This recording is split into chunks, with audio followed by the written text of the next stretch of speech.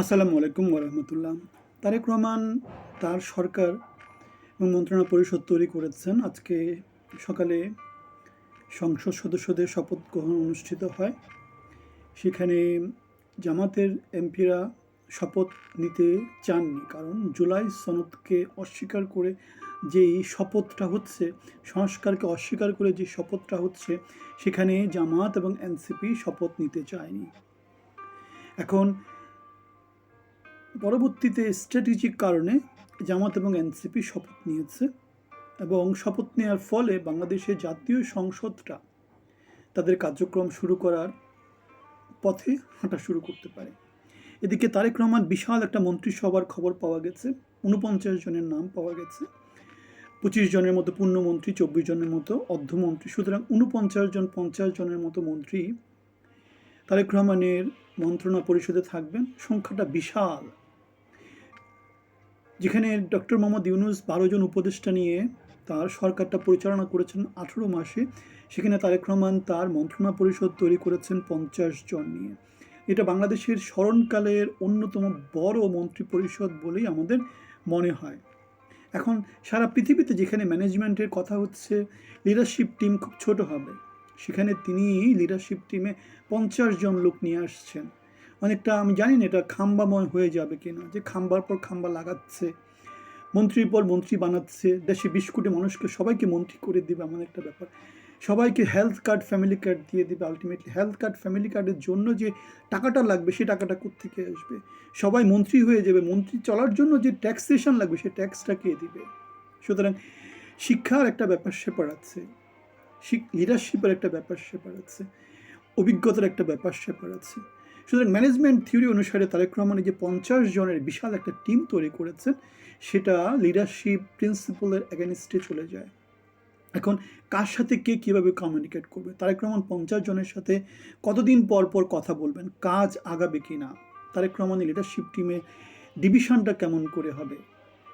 যেখানে বাংলাদেশ ছোট একটা দেশ, বাংলাদেশের অর্থনীতি এমন কোনো বড় না, বাংলাদেশের ম্যাক্সিমাম মানুষই গরিব, সেখানে 450 জনের মতো সংসদ সদস্য থাকতেছে, 50 জনের মতো মন্ত্রী থাকতেছে, 500 জনের মতো বিশাল সুবিধাভোগী একটা গ্রুপ বাংলাদেশের দরিদ্র মানুষের উপরে চেপে বসবে আলাদিনের দৈত্যের মতো করে।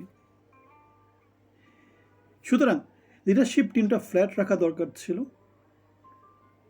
মন্ত্রী, উপমন্ত্রী, প্রতিমন্ত্রী এত কিছু না থেকে তারেক রহমান মন্ত্রী, প্রধানমন্ত্রী, তার নিচে 10-12 জনের মতো একটা টিম থাকতে পারে, তার নিচে অন্যান্য মন্ত্রীর সাথে 2-1 জন প্রতিমন্ত্রী, উপমন্ত্রী লাগিয়ে দিতে পারে। এখন মন্ত্রণালয়গুলো সংকুচিত করে খুব অল্প কিছু মন্ত্রণালয়ের মধ্যে নিয়ে আসা দরকার ছিল, এবং অল্প কিছু মন্ত্রণালয়ের আন্ডারে, যেমন এখন হয়তো 30টা মন্ত্রণালয় আছে, তাহলে 10টা মন্ত্রণালয় নিয়ে আসলে কী হবে? একটার আন্ডারে 3টা করে প্রতিমন্ত্রী থাকতে পারে, একটার আন্ডারে 3টা করে প্রতিমন্ত্রী থাকতে পারে। আলটিমেটলি যেটা হতো, ম্যানেজমেন্টের মধ্যে একটা এফিসিয়েন্সি চলে আসতো, বাংলাদেশের প্রশাসন যন্ত্রের মধ্যে একটা এফিসিয়েন্সি চলে আসতো। এখন 30 জন মন্ত্রী, 50 জন মন্ত্রী, তাদের জন্য 50টা বাসা, 50টা গাড়ি, 50টা মন্ত্রণালয়, আলাদা আলাদা অফিস, 50 জনকে তার আলাদা করে দেখতে হবে। আলটিমেটলি কে কোন কী কাজ করছে তার কোনো হদিস থাকবে না, যেটা হবে একটা জগা খিচুড়ি লেগে যাবে। যেমন করে 2001 থেকে 2006-তে দুর্নীতিতে বাংলাদেশ জগা খিচুড়ি লেগে গিয়েছিল। সুতরাং সব জিনিসটাই হচ্ছে গিয়ে লিডারশিপ, সব জিনিসটা হচ্ছে শিক্ষা, সব জিনিসটা হচ্ছে যোগ্যতা। আমরা দেখতে পাচ্ছি অযোগ্য লোকজন যদি সরকারে যায়, দেশের কি অবস্থা হয়, দেশের কি অবস্থা হয়। মাত্র শুরু হয়েছে না, আজকে থেকে শুরু হলো। আমরা আশা করব তারেক রহমান এই জিনিসপত্রগুলোকে তার মন্ত্রণা পরিষদের মধ্যে ইনক্লুড করবেন, এবং চেষ্টা করবেন এফিসিয়েন্সি এবং এফেক্টিভিটি বাড়ানোর জন্যে। প্রত্যেকটা মন্ত্রণালয়ের রিপোর্ট প্রতি সপ্তাহে ইভ্যালুয়েট করার জন্যে। ব্যর্থ হলে সাথে সাথে মন্ত্রণা পরিষদ থেকে বাদ দিয়ে দিতে হবে, নতুন মন্ত্রণা পরিষদ সেখানে ঢোকাতে হবে। দুর্নীতির অভিযোগ পাওয়া গেলে সাথে সাথে মন্ত্রী পরিষদের পদ খালি, সদস্য পদ খালি হয়ে যাবে, সংসদ সদস্যদের পদ থেকে বাতিল করে দিতে হবে। দুর্নীতি বিরোধী মামলা দিতে হবে, সাজার আওতায় নিয়ে আসতে হবে।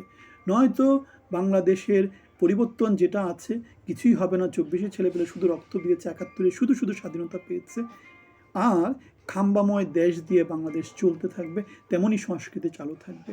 আপনাদের সবার জন্য শুভকামনা, ভালো থাকবেন। আসসালামু আলাইকুম।